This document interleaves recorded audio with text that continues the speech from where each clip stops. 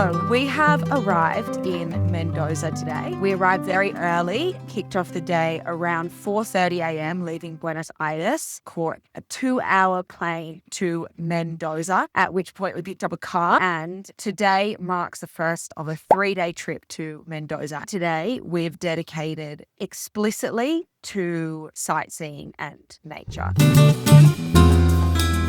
So Mendoza sits right at the foot of the Andes, a mountain range spreading the entire length of South America through 7 countries, making it the longest mountain range in the entire world and the second highest after the Himalayas. The Andes separate Argentina and Chile, and we kicked off this day by literally driving straight into the mountains on a quest to reach Mount Aconcagua, the highest mountain in the whole range. It sits just 15 kilometers from Chile, and this meant a huge day of driving, about 9 hours on the road by the end of the day, but some of the most beautiful scenery I have ever seen. Just everywhere we drive is like more amazing scenery. I feel like every single turn I need to take more footage, because with every single turn, every single 5-minute block, there's a different mountain, the rock changes. That is so beautiful. Ice-capped mountains. It's just, some of the most amazing scenery I've ever seen. At one point, we emerge from this tunnel and suddenly, Lake Potrerillos appears. The most crystal blue waters I've ever seen in my life. Completely still, surrounded by these huge mountains. It honestly felt like I was watching an Instagram reel.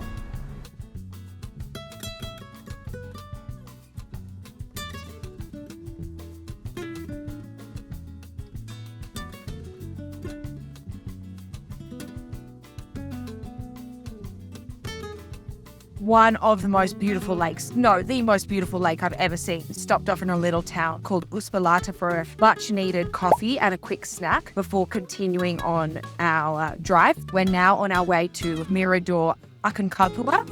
Quick history lesson. So in 1817, the Argentinian general José San Martín led the enormous Army of the Andes across this mountain range to liberate Chile from Spanish rule. The crossing took around 3 weeks and involved thousands of soldiers, mules, artillery, and supplies, all hauled over some of the highest and harshest peaks in the Andes. The feat is still considered one of the most impressive military crossings in history, and after securing Chile's independence, San Martín went on to liberate Peru as well, which is why he's such a towering figure in Argentinian history. Driving through this kind of brutal, overwhelming nature, it's honestly impossible to imagine what this journey must have been like.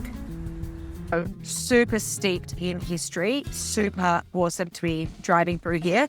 And I'll take you on the journey when we get to Aconcagua.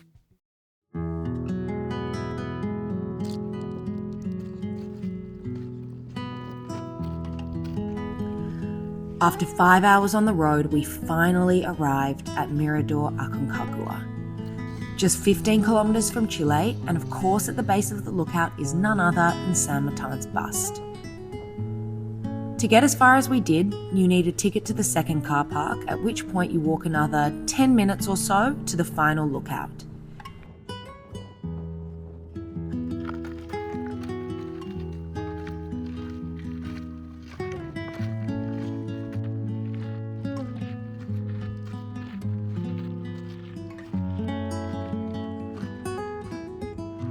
It's well worth the journey, particularly on such a clear day. We had a few photos, a moment of tranquility before we had to head back on the road. With another 2.5 hours of driving until we arrive at our farm stay, we needed food fast.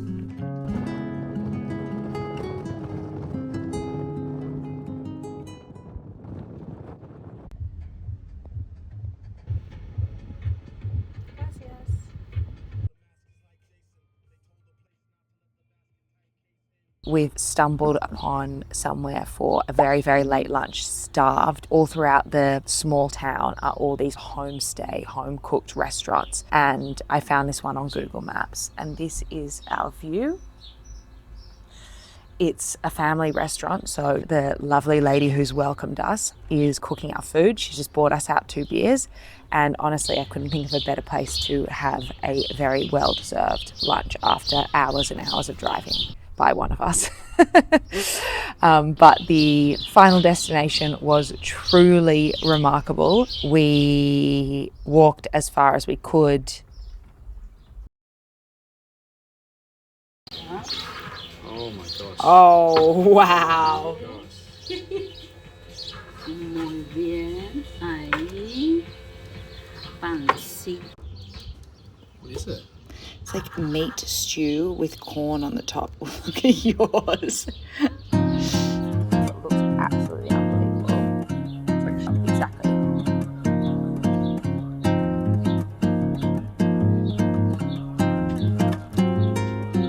It's so good. The corn is like sweet corn. Pulped sweet corn. And Rose got an Argentina chicken parm. This is like, that corn is like so delicious.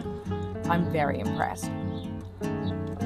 Okay, so I've just eaten a little bit more. The meat is like minced beef, perfectly spiced with oregano, onion, garlic, a little bit of capsicum or pepper. Made like a kind of dough out of the sweet corn.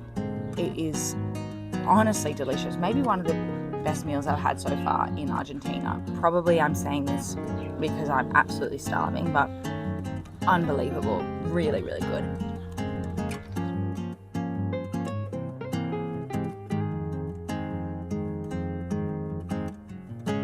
But it's another hour and a half back to our Airbnb, so we'll check in back there.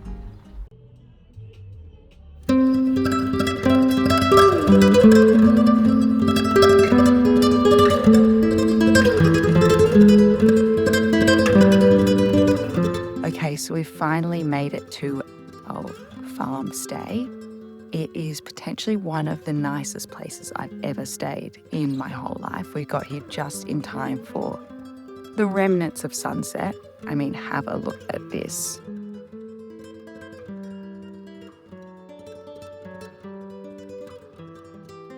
Absolutely exhausted, going to have an early night and get ready for day 2 of Mendoza.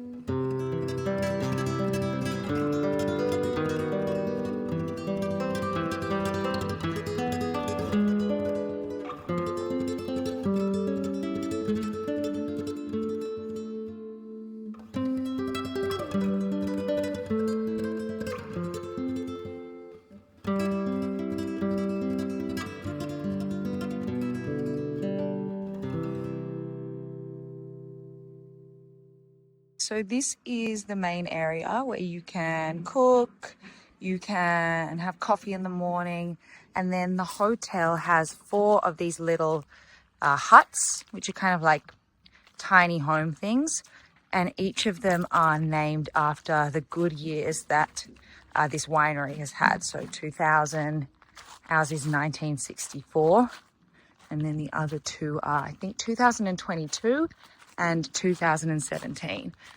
And each of the huts look out over across the Andes. Very, very stunning.